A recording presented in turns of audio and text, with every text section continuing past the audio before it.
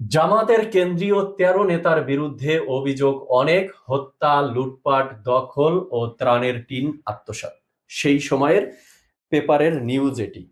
তার মানে আমরা লিস্টে যা দেখে এসেছিলাম তার অনেকগুলো সত্যতাই এই সংবাদ মানে এই নিউজের মাধ্যমে প্রমাণ করে। এখানে বলেছে যে হত্যা, লুটপাট, দখল, ত্রাণের টিন এগুলো নিয়ে জামাতের কেন্দ্রীয় ১৩ নেতার বিরুদ্ধে অনেক অভিযোগের পাহাড়। এরপরে আমরা দেখতে পাই পাবনায় নিজামীর এপিএস সহ ১১ জামাত নেতার বিরুদ্ধে চার্জশিট।